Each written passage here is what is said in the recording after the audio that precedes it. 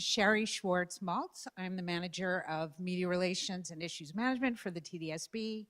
I'm also a very proud member of the Jewish Heritage Committee, which is a committee made up of just about 300 educators right across the TDSB. So welcome to our amazing One Book event featuring this incredible book, To Hope and Back, which forms the foundation of our Holocaust education program this year for our grade 6 students and any other students right across the TDSB who wish to learn. The book tells the story of the St. Louis, the harrowing journey of an ocean liner carrying more than 900 Jews fleeing Nazi-occupied Europe in 1939, only to be denied entry at every port, including Canada. We are also honoring International Holocaust Remembrance Day, which is tomorrow and recognized throughout the world. I want to welcome all our honored guests from the TDSB, including our director, Colleen Russell-Rollins. Very happy to have Yael Ginsler with us. Yael is the Assistant Deputy Minister of Education, and her team wrote the new social studies curriculum for grade 6, which includes mandatory Holocaust education. We have the families of our panelists who are all here today, and we have, close to my heart, all our incredible community partners, including Marilyn. Where are you, Marilyn? There you are. Marilyn Sinclair from Liberation 75, whose organization donated 10,000 books to students of the TDSB and thousands more to students right across the province. I think we should clap for that.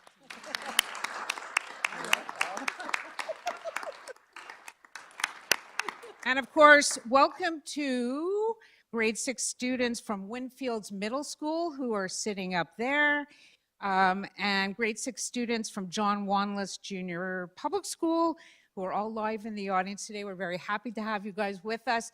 And welcome to all the grade 6 students who are watching today right across TDSB. And Marilyn tells me 74 school boards right across Ontario are watching this today, which is amazing. So please say hello to our esteemed panel. You're going to hear from all of them in a minute. Kathy Kaser is the author of this book. Madeline Avedon, her mom Lisa was a passenger on the St. Louis, and she's one of 2 main characters in the book. And of course, last but definitely not least, Anna Maria Gordon, who's the last living survivor of the St. Louis in Canada. But before we talk to our panel, I want to introduce someone very special to you, grade 5 student from John Wanless. Please come up, Ellie. This is Ellie Johnson, everybody. Ellie.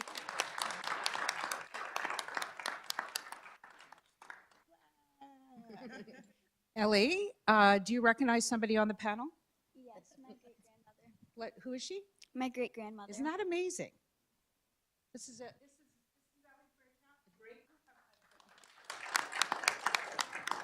So Ellie is going to honor us with the land acknowledgement. Thank you. We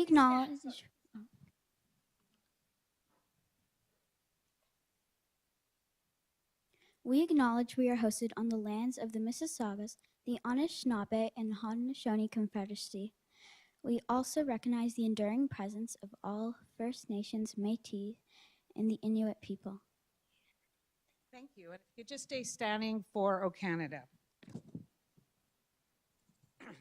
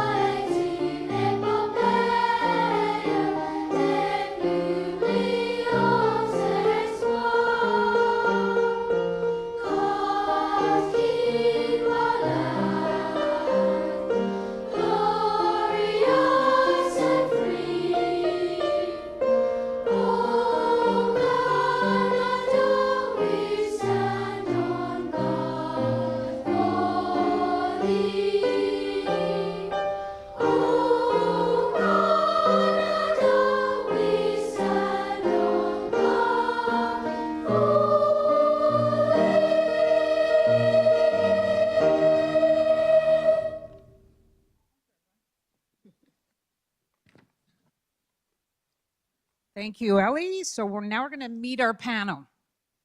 Kathy Kaser. Kathy Kaser is the author of this incredible book. Thank you so much for being here today. You know, Kathy and I were speaking before this, and we realized that probably not everybody has read the book, and there's a lot of people watching today. So we thought that Kathy would spend the next 10 minutes or so talking to you a little bit about the book and what the book's all about. Sound good? Sounds great. We can move to the next slide, please. Look up. All of you are seeing this at home. It's such a pleasure to be here speaking to the young people here in the room and speaking to all of the young people who are watching today. The one thing you need to know about me actually is that I have written more than 30 books for young people of about your age, all of them focusing on stories of the Second World War and the Holocaust. So this history is really important. We need to be on the same page. I hope that many of you know that the Second World War began in 1939 when Germany invaded Poland. At that time, of course, Germany was led by Adolf Hitler, a man who was considered to be quite evil. And one of the goals that he had in mind was to rid the world of all Jewish people. He believed that Jewish people were to blame for many of the problems that Germany was experiencing at that time. So if you can imagine, he set out to kill the Jewish people of Europe, possibly the whole world, had he not been stopped. Fortunately, he was stopped, but not before millions and millions of Jewish people and millions of others had died or been killed. So the stories that I write are stories about young Jewish boys and girls of about your age who were struggling to survive during that time. Next slide, please. And this book is no exception. It is a story of people, young Jewish people and others who are struggling to survive. So as you've heard, this is the story of a ship, the St. Louis, that set sail from Germany in 1939, just before the outbreak of the Second World War. And on board were more than 900 Jewish people, all hoping to escape from the anti-Semitic laws and rules that Adolf Hitler had begun to introduce to restrict the freedom of Jewish people. All of the passengers on board were wanting to get away from those laws and rules and were hoping to find a safe place somewhere in the world where they could begin their lives safely. Next slide, please. So here's what the ship looked like. It was a luxury ocean liner. I really wanted to write about this ship and the journey that it had taken. Next slide. I also wanted to write about the captain of the ship. So his name was Gustav Schroeder, and he was a pretty remarkable man because at a time when it was against the law for anyone to help a Jewish person, this man, Captain Schroeder, decided to do something remarkable. He decided that he would treat the Jewish passengers on board his ship with dignity and respect, and he would do everything in his power to keep them safe. Next slide. So here's the journey that the St. Louis took at that time. You can see on the far right, that's the coast of Europe, and that's Germany in orange. The ship set sail from Hamburg, the port of Hamburg, traveled across the Atlantic Ocean, a journey that took more than 2 weeks. And the destination for the St. Louis was the island of Cuba and the city of Havana. And all of the passengers on board the ship carried with them really important documents. These were landing permits. And these landing permits were what would enable the Jews of the St. Louis to get off the ship in Havana and begin to start their new lives again. And the Jews of the St. Louis had, in some cases, paid with their life savings for these landing permits. You couldn't go to another country and live there unless you had a landing permit. They had paid with their life savings for these permits that they believed would be valid and would be part of keeping them safe. Okay, so I wanted to write about the St. Louis. I wanted to write about Captain Schroeder. But I also write stories, as I said, about young Jewish boys and girls, real people. So I needed to find some passengers that had been on the St. Louis. I didn't know Anna Maria at the time. I wish I had. She might have been included in this story. But I was lucky to meet 2 other passengers who are included in the story. Next slide. And the first one was Lisa Avedon. Her name was Lisa Freund at the time, but this is a picture of what Lisa looked like at about the time that she sailed on the St. Louis. She sailed with her mother, her grandmother, and her younger brother, whose name was Philip. Lisa's father had died before the war. He wasn't with them on this journey, and she came from the city of Munich. That's the first person I met. She looked a little different from this photograph. Next slide. The second person I met was a then young boy whose name was Saul Messenger. And there you see a picture of Saul at about the age he was when he sailed on the St. Louis. Saul sailed on board the St. Louis with his parents. And that picture on the top left is pretty remarkable. I hope you can all see it. Because the second person, the short person from the far right, is Saul as a young boy. Behind him is his mother. And that photograph was actually taken by a photographer at the very moment that Saul and his parents were boarding the St. Louis. In fact, they're walking up the loading platform just about to set foot on that ship. So a really remarkable historical photograph. And Saul came from the city of Berlin. Next slide, please. So even though Saul and Lisa were very young when they left their home cities of Munich and Berlin in Germany, they had already begun to experience the restrictive laws and rules that took away the rights and the freedoms of Jewish people. Lisa knew what it was like to wear the Star of David on every article of clothing that she owned. It is what singled her and other Jews out for discrimination. Saul had once been beaten up on the street by a thug who was just looking for someone Jewish to beat up because that's what he was being encouraged to do. So Saul knew that feeling of being attacked, of being discriminated against. So Saul and Lisa and the other passengers on board were only too happy to leave those restrictive rules far behind.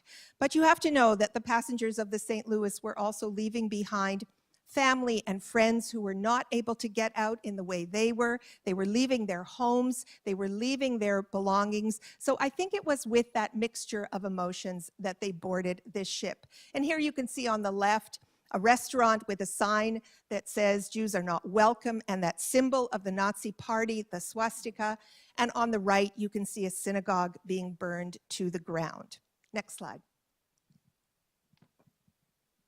So after 2 long weeks at sea, the passengers of the St. Louis could finally see the port of Havana, Cuba in the distance, and with great excitement, they began to pack up their belongings, bring them to the main deck, and get ready to get off the ship.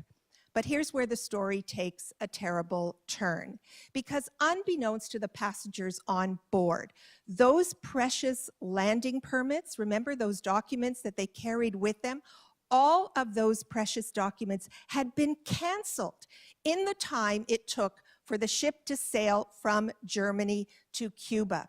And the person responsible was the then president of Cuba, a man by the name of Federico Bru. And you have to know that there were protests and demonstrations going on in Cuba encouraging President Bru to cancel those permits. And so many of those protests and demonstrations were being further encouraged by the Nazi government of Adolf Hitler in Germany, because the Nazi government didn't care what happened to the Jews of the St. Louis, but they wanted to make sure that no one else cared about them either. So in canceling those landing permits, the Jews of the St. Louis were not able to get off the ship. So the ship actually sat in the harbor for some period of time, and then actually had to move away from the harbor while they were trying to figure out what they were going to do, still hoping that there was a safe place for this ship to go.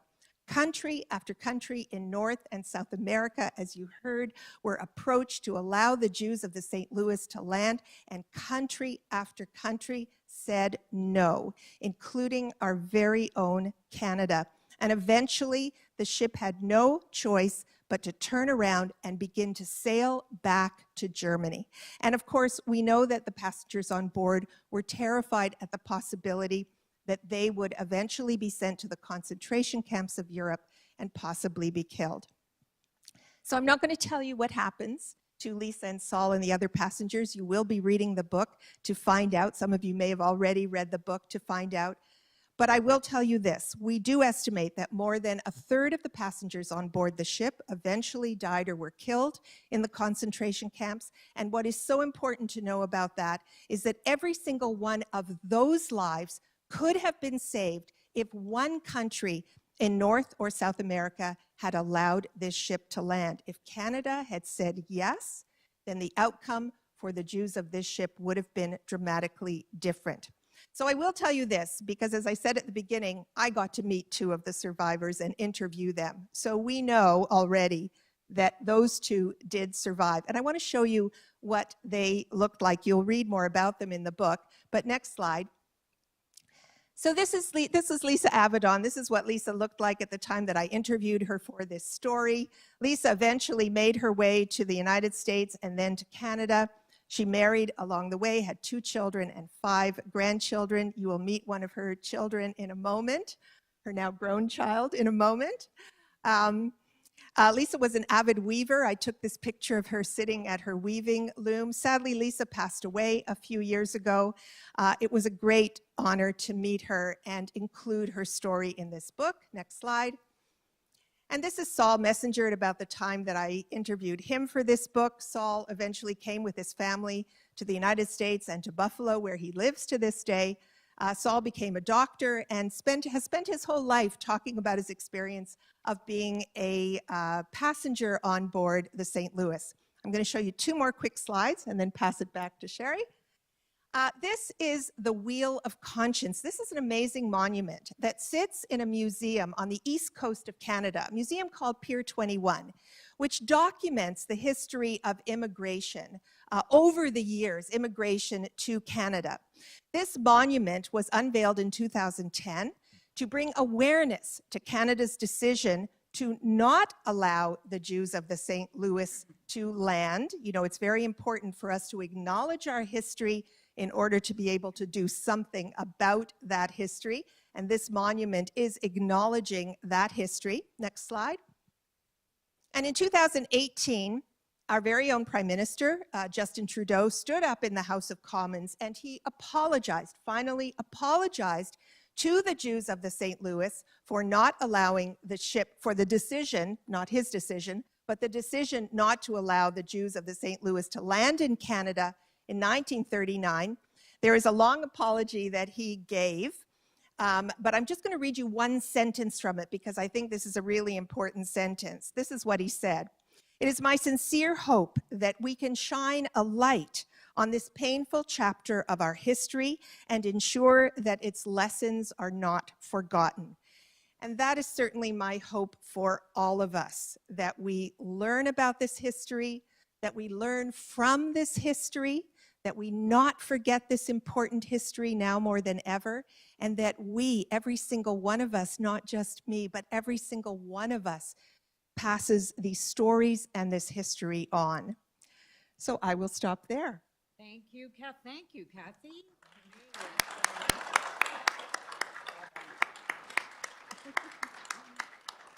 I think that you might have already answered this question. I think it's so important that we need to reiterate it, but this happened, 80 years ago, almost 80 years ago. And I, again, think you did answer it, but I want the kids to hear again. It's an important part of our Canadian history, but it's even more. So can you just reiterate why it's so important for them to know? Yeah, so, yes, 80 years ago, in some cases, in your minds, you may think that's really ancient history. But there is so much that this story can teach us about immigration policy then and immigration policy now. Let's think about the difference. What has happened in this country over the years? What is different from then and now?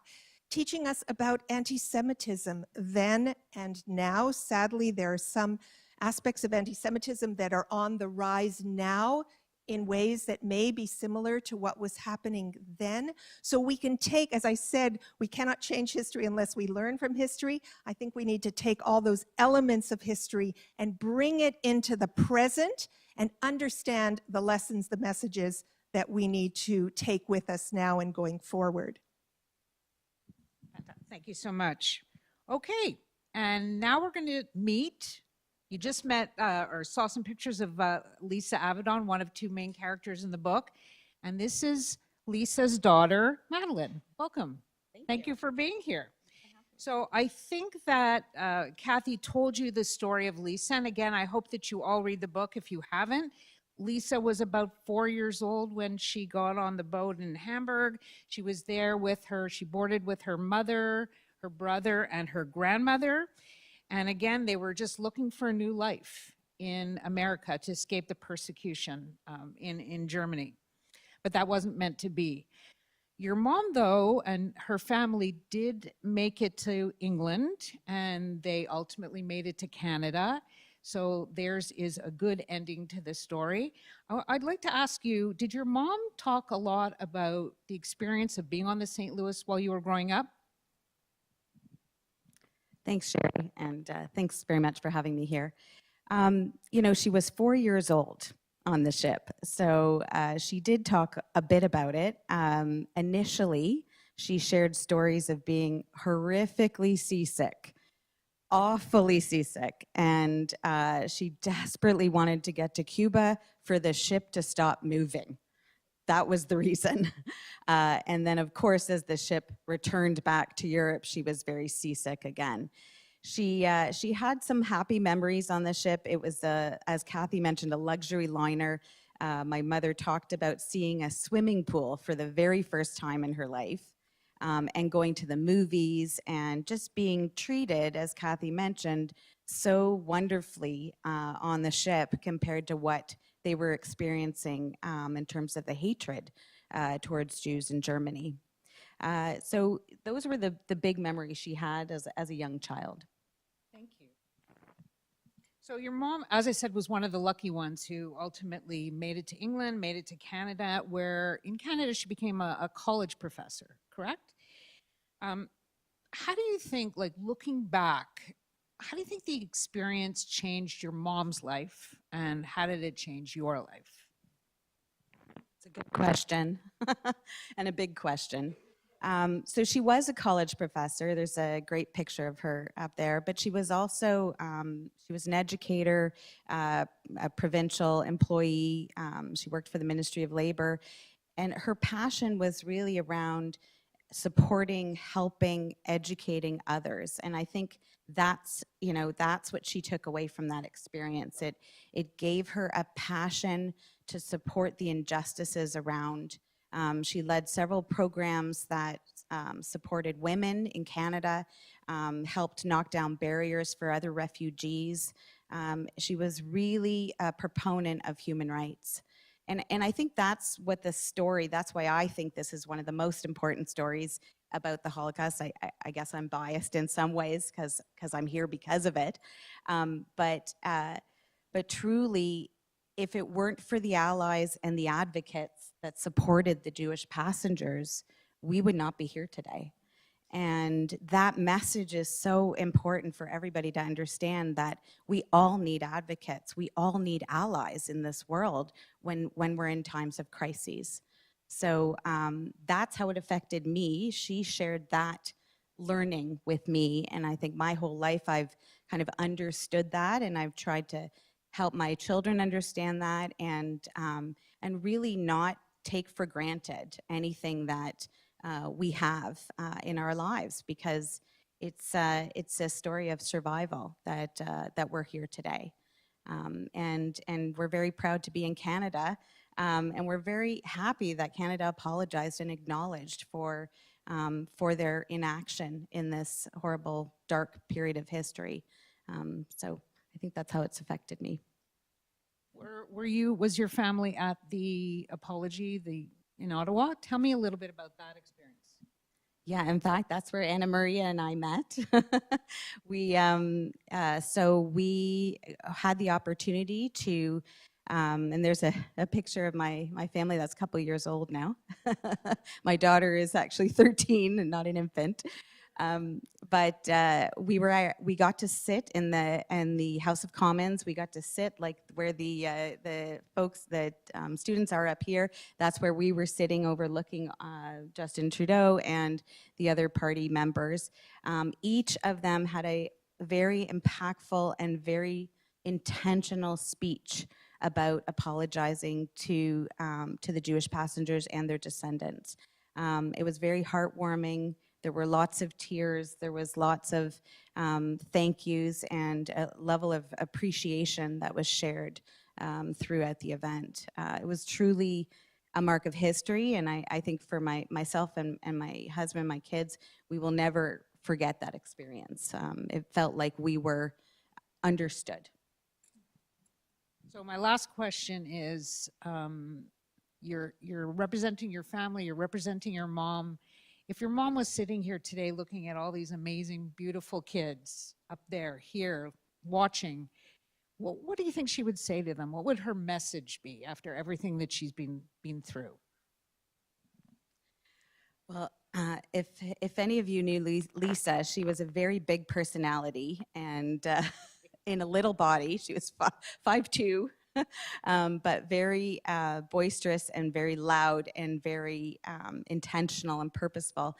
So she would take every opportunity, I think, to say, have your voice, make sure you have a voice, make sure you see what's going on and are observant and curious about how things are operating around you, and that you don't be a bystander, but actually take action when you see injustice, when you see things that aren't the way they should be, and ensure that you treat everyone as a human being, because everyone has rights and we all matter.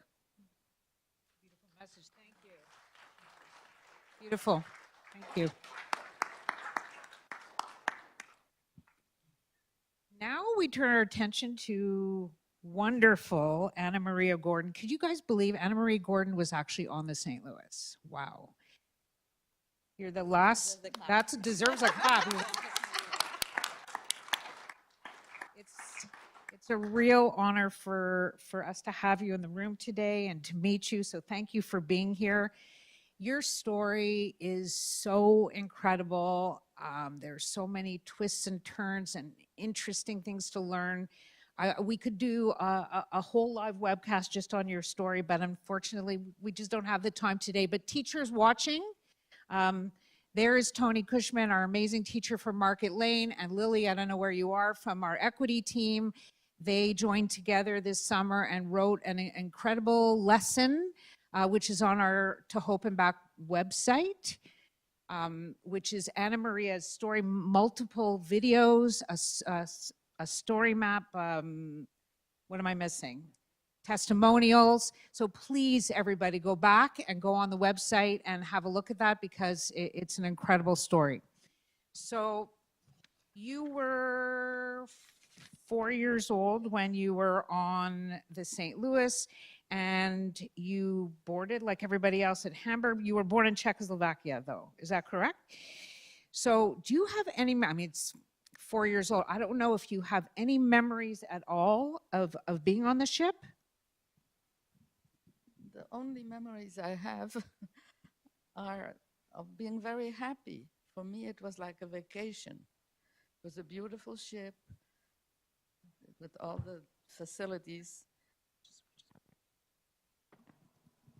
And I had a good time. I had a good time. The weather was beautiful. I was traveling with my parents and my aunt and uncle. And as a 4-year-old, I can't remember very much when I was 4, but everything my parents told me, that's what I know. So if you look up, you can see a picture of Anna Maria and her mother on the St. Louis. So you had to come back all the way from that big travel, that big experience, that big journey. You had to go all the way back to Europe. Your family was dropped off in Belgium and later taken to Holland. So we all know that ultimately the Nazis invaded Holland. Your dad was taken to a concentration camp, and you and your mother were taken to a concentration camp called Ravensbrück, which was a concentration camp near Berlin for women. And you were one of the very few young girls at Ravensbrück. Can you tell us a little bit about that experience? What was it like? It was horrible.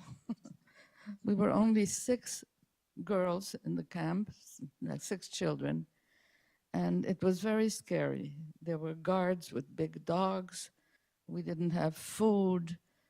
We didn't have clothing. It was very, very frightening. My mother had to go work at a factory every day, and we children were left alone and had to do chores that they made us do. But it was very, very frightening. How do you think you stayed alive? You were there with your mother, but how do you think you? Well, we stayed alive because my mother was a very optimistic person and she was very strong. And she said, we are going to get out of this and everything is going to be well again. And then one day we were liberated by the Swedish Red Cross and we survived. And when the war ended, we came back to Holland and got reunited with my father. And after the war, we moved to Mexico. And I grew up there and I got married and had children. And then later, I lived in the United States.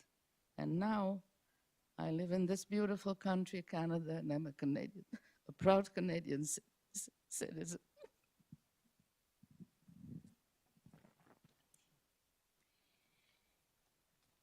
I understand that you speak 5 languages.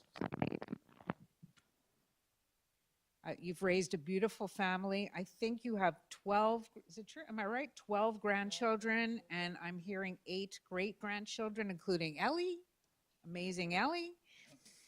In 2018, you were invited with your family to Ottawa to hear Prime Minister Trudeau give an apology on behalf of the Canadian government. Can you tell me, Munchu, maybe we could just bring that up?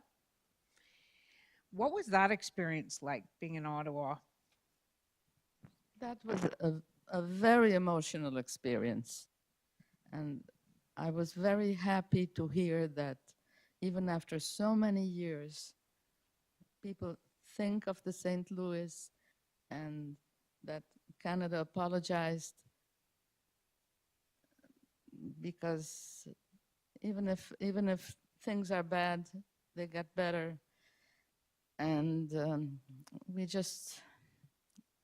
it shows us that we are compassionate people and we have to help people who are in distress. And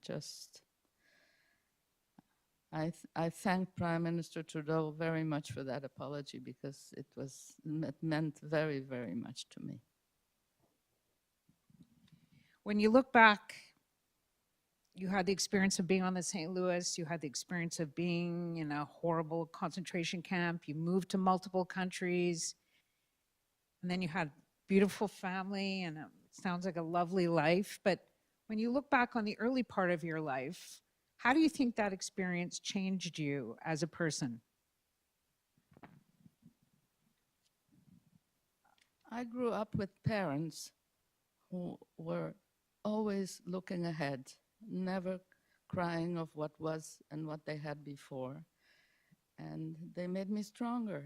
They made me think that if you want to, you can go ahead and you can get what you want. And if you are a good person, you can always see a better future. So my last question to you from me, because we're going to let the kids ask some questions too of everybody. So looking out at all our amazing young people, can you tell them what they can learn from your story? The story of the St. Louis. Yeah. They can learn that it is very important to study history. So whatever happens in your lives, you can try to be compassionate to people who are in distress and help help them so that they don't suffer and that tragedies like the St. Louis don't happen again. Thank you.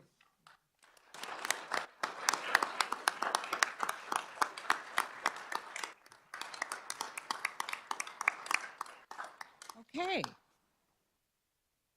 Thank you, everyone on the panel. And I'm feeling like there are some questions from some of our students. Am I right? Up there, if you have any questions, just raise your hand and I can repeat it so everybody can hear. Who has a question? Yes, I'm coming. You want to stand maybe and ask your question? Thank you. Did you have any siblings when you were young?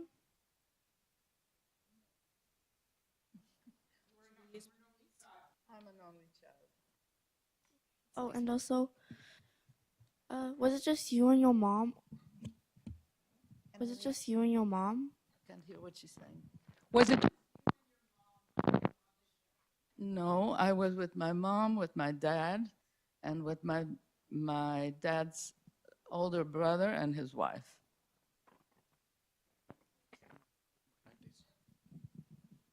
Thank you. Okay, who else has a question? My friends up there? Yes? You want to just stand up so I can hear you? Thank you.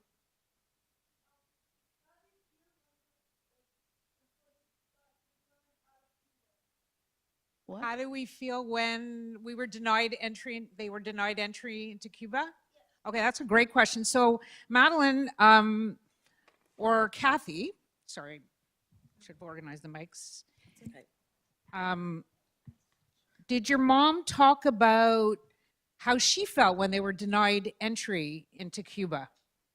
Yes, actually, her uncle, my great uncle Werner, was in a little dinghy boat outside of in the harbor, but off the ship, yelling at them while they were in the harbor and trying to communicate, because of course the people on the ship didn't know what was happening at the time.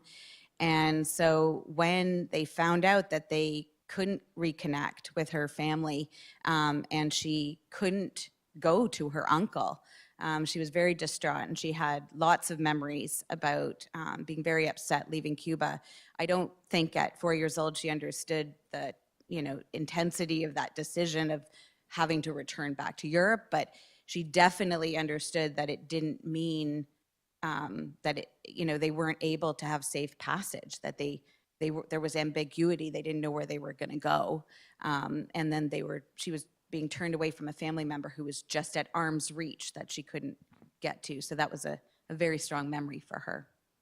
And Kathy, maybe the other character in the book, Saul, did he talk to you about tension on board or how people felt about, oh, we're not going to be able to land here? What does this mean? Yeah, I think in the beginning, one of the things Saul said was that they didn't anticipate that they were going back to Europe. I mean, it was upsetting not to be accepted into Cuba, but there was this belief that somewhere in North or South America, somewhere they're going to be able to eventually get off the ship. Like Lisa, Saul had family members in Cuba who came out in a small boat to speak to them.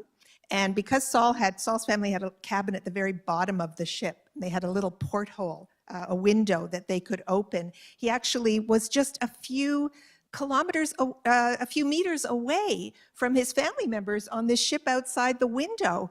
And he said at that point he imagined just like throwing himself through this little window to get onto this ship so that he could go with them back to shore. So I think that hope of landing is what began to just disappear over the next days and couple of weeks as the ship was kind of sailing around looking for a place. Mm-hmm. Question.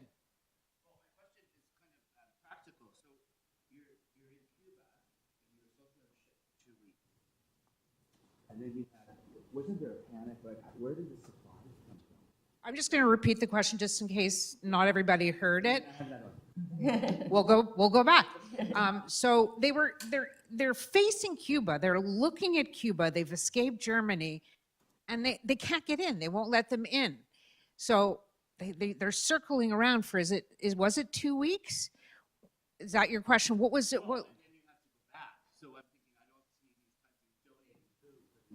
So what did they do during those 2 weeks? You know, were they calling people? Were they trying to get help?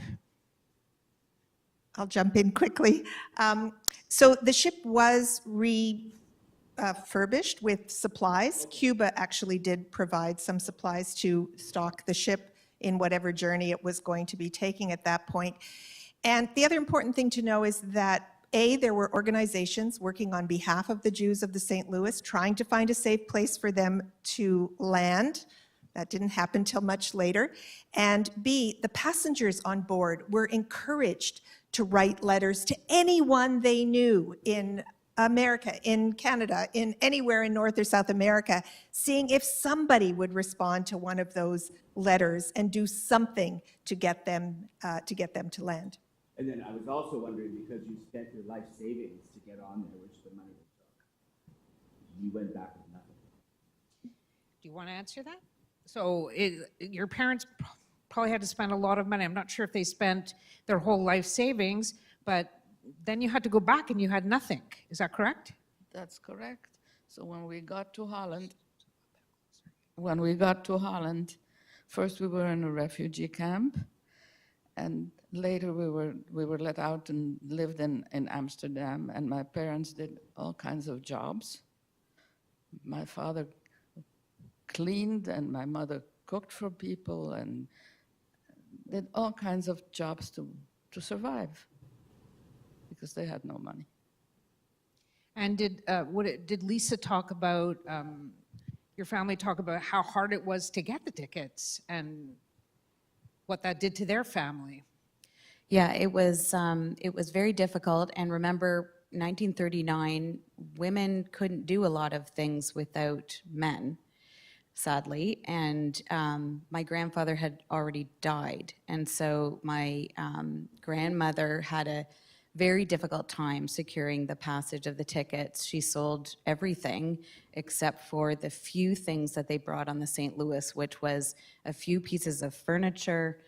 There are pictures in the book of the furniture, and some clothes, a couple trunks worth, but no real ability to have any extra money once you spent all of it on those tickets. Kathy, you know what I think is really important to talk about in Canada at that time? What was the mood like with our politicians? Because I think there's a very famous saying that I'd like our students, and then I'm coming to your questions. I'm hogging all the questions. If you can just tell them a little bit about Mackenzie King and. So, one of the reasons that Canada denied entry to the Jews of the St. Louis is that there was a policy in place that wouldn't allow Jews into the country.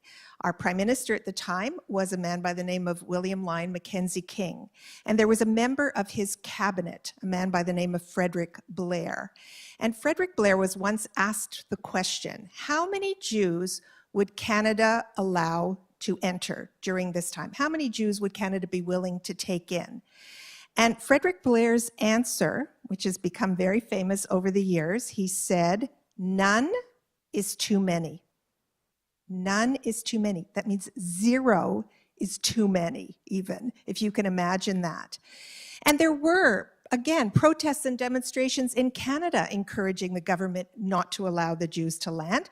People were afraid that the Jews of the St. Louis would take jobs away from Canadians. People were afraid that if one ship came with nearly 1,000 Jews on board, 100 ships would follow with hundreds of thousands of Jews on board. And how could the country ever be able to handle that? So with all of those protests, with the government in place, with the response to the government, all of those things came together to keep this ship and other ships with Jewish passengers away.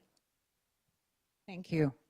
Now we have lots of questions. I'm going to take one from up there. I'm going to come back to you guys. Yes. Who am I asking? Anna Maria? I didn't hear. So I think what job, when you landed finally you grew up in Mexico after you left Europe, That was after the war. right, after the war, but what did you do in terms of a job? Well, when I came to Mexico after the war, I was 11 years old. So I went to school.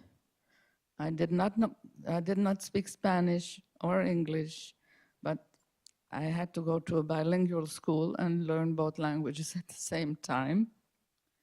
And my parents, my father peddled merchandise from one store to another. My mom got a job in a club and in the kitchen, and slowly that's how we got along. What about you, ultimately?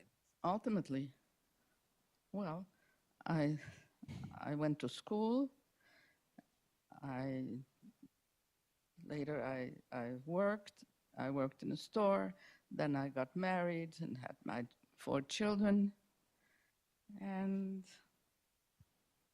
Amazing. amazing. Amazing. Amazing life. Thank you. I'm going to scoot over here and you can ask your Do you know if other countries apologize, not just Canada? question. Oh, right. Yes, thank you. I was just reminded. That is such an important question. The other country that apologized was the United States. Other than Canada and the United States, I'm not aware of any other country that apologized. I don't think Cuba did. I don't think Cuba did. No. So, other questions? Yes.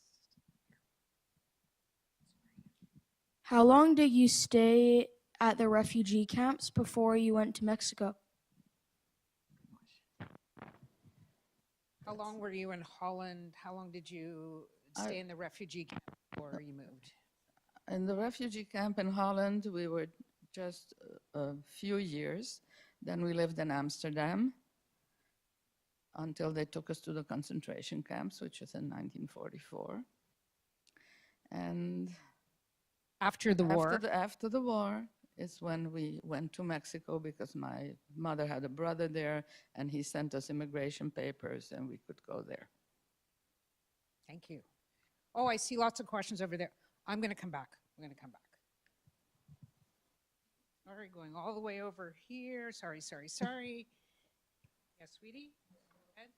Were you discriminated in Mexico? No, I was not. Okay. Sorry. Were you discriminated in Mexico? Oh, in Mexico. No, we were not discriminated in Mexico. Okay, we got another question back here. Were Jewish holidays celebrated on the boat like Shabbat or any Where? others? On the boat? I have no idea because I was 4. Did Lisa talk about, or did you hear about Jewish, I don't know. It was only 2 weeks, right? So maybe Yes. it wasn't holiday time, but did they No. do Shabbat? Shabbat, by the way, is the Sabbath. Mhm. That's the word for the Sabbath. that- Do you know if they, The thing is that not every Jew on the boat was religious.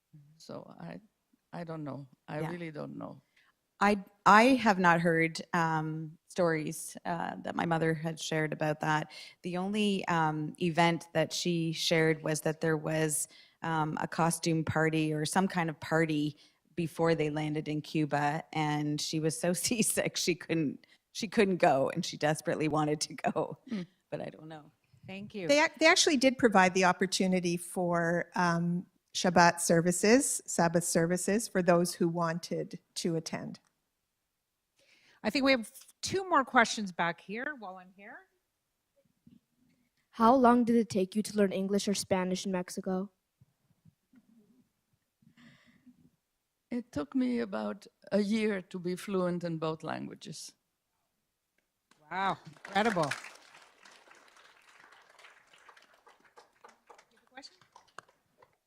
Did anybody try to escape the boat or no? What? Oh, that's And here, So the question is, did anyone try to escape the boat, or did anyone actually make it to Cuba? Because I think some did, correct?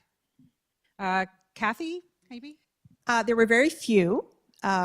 One passenger in particular who was sick and had to be taken off the boat and ended up in Havana. One passenger who did jump off the boat and ended up in Havana. And when the ship was sailing back to Europe, the passengers actually sort of conspired together, got together, and were trying to think up crazy ways that they could delay the journey in some way to see if maybe something better was going to happen for them.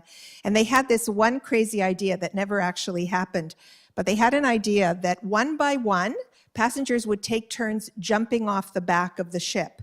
And then the ship would have to stop, something or some small boat would have to come around, pick up that passenger back on the ship, then somebody else would jump off, somebody would have to rescue that passenger. Did you know about this, Santa Maria? never heard about Yeah, it. never heard this. And hoping, therefore, that the ship would be slowed down so much that some decision to allow them to land would happen. The decision, that idea, that crazy idea, was actually rejected by the cabin. Nobody was allowed to jump off as the ship was sailing back to Europe. Thank you. Okay, I think we have one more question back here. Also, I just want to make a clarification because I'm correct. Germany also apologized for the St. Louis. So that's important to know. And before we go to your question, our friends are watching from the Stratford School Board, and they want to know if any of your relatives ever went back to their hometown, and if they faced any, how was the reception like when they came back to their hometown? I went back in the 1980s to the city where I was born, but it had changed, and well, I didn't know it when I was little, but I had no recollection. I went with my mother and my husband, and my mother showed me the building where the hospital was where I was born, and that was it. And I'll share that my grandmother and my mother and my uncle went back to Germany well after the war. I think it was in the early 1950s. They were German. They still felt German. And they went back. They did not face the persecution, obviously, that they had previously. And they enjoyed going back to see people that they had known, who usually they were non-Jews, that they had known that were still there. And then last year, I'll just share that my family and I were invited back to Munich. The Munich city government built a memorial in my grandfather's name. So my grandfather, who wasn't on the St. Louis, he died due to Nazi persecution 2 years before in 1937. And they apologized to my family personally and created a memorial right in front of their apartment on Elisabethstrasse, which Kathy talks about in the book. So we have all been back and feel very honored to have done that. Amazing, thank you. I think we have one more question from back here, and then I'm going to How did you feel when the captain offered to drive the ship?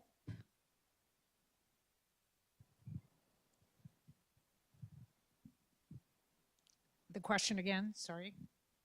How did you feel when How did you feel when the captain offered to drive the ship? I mean, the captain's a really big part of the story, right? And even though the ship was waving the Nazi flag, it was a German ship, something very, very special about the captain and the crew, right? They were treating everybody on that ship with tremendous respect. Can you spend a minute, Kathy, telling us about the captain? So yeah, remember the captain was not Jewish. He was a proud German man, an officer in this naval fleet. He had obviously been a proud German to rise to this position of being a captain of this ship. And remember how dangerous at that time it was. You have to know how dangerous at that time it was to do anything to speak out against the government of Adolf Hitler. And in spite of those dangers, this captain vowed that he would treat his passengers with respect and he would do everything in his power to keep them safe. So it was devastating to him when the decision was made to move the ship away from Havana, to begin to sail the ship back to Europe. It was not what he had wanted for these passengers. And I will just add this one thing. Captain Schroeder continued to sail as a captain during the war, and after the war eventually retired, tried to make a living as a writer, but he was not very successful. And it was many of the passengers of the St. Louis who actually continued to send him money and support him so that he could continue to live a good lifestyle even in his later years. So, you know, what goes around comes around. Absolutely. One Sure. thing, his name has been added to the Righteous Among Us in Yad Vashem in Israel, which I think is pretty amazing. So that is Righteous Among the Nations. It's the highest honor that the state of Israel can bestow upon anybody who isn't Jewish, who helped or saved Jewish people during the Holocaust, and he has that honor. Amazing. Okay, I think we had your question. What did you do while you were waiting to arrive at Cuba on the ship? Do you remember? Well, I don't remember much. I only remember that I played and I had a very good time.